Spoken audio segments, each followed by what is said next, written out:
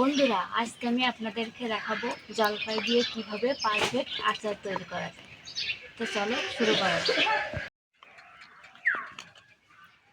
বন্ধুরা, আমি এখানে 1 কেজির মতন জলপাই নিয়েছি। আর এই জলপাইগুলো আমি 4 ফালি করে কেটে আগে থেকেই রোদে দিয়ে শুকিয়ে নিয়েছি। 2 দিন হচ্ছে আমার এই শুকানোটা। দেখো কিভাবে শুকিয়েছি। আর এভাবে না শুকিয়ে নিলে জলপাইয়ের আসল স্বাদটি আসবে না। আমি এখানে 1 কেজি জলপাইয়ের জন্য 1/2 লিটার খাঁটি সরিষার তেল নিয়েছি। আমি এখানে মিষ্টি কাঠ আর তার সাথে কিছু এলাচ নিয়েছি। প্রথমে গরম মশলাগুলো তেলের উপরে দিয়ে দেব। তার সাথে 4টে শুকনো মরিচ আর কিছু আস্ত রসুনের কোয়া নিয়েছি। এবার এগুলো আমি তেলের উপরে দিয়ে দেব। এখানে আমি আদা, রসুন, ঝাল আর সরিষা বাটা এগুলো আমি আগে থেকেই বেটে নিয়েছিলাম। এবার আমি এগুলো একসাথে তেলের উপরে দিয়ে দেব।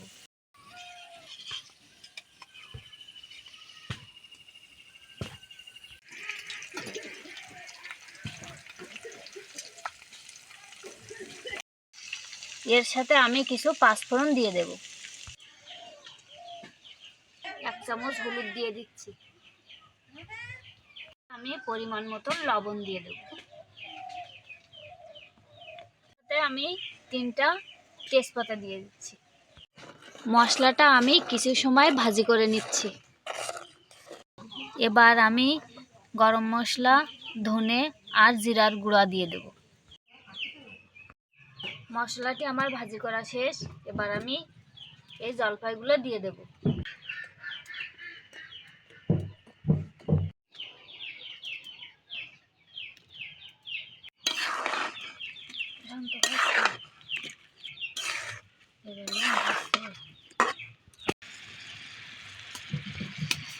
এবার আমি এর সাথে 50 গ্রামের মতন চিনি দেব।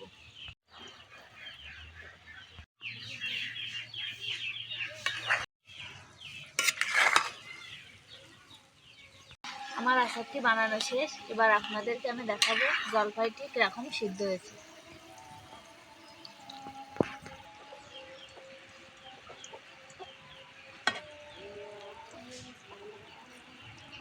খেয়াল রাখবেন এরকম যেন সিদ্ধ হয়ে যায়। আচারটি আমার তৈরি করা শেষ। এবার আমি নামিয়ে নিচ্ছি। এটা আপনারা কাচের বয়মে সংরক্ষণ করে 1 বছর পর্যন্ত খেতে পারবেন।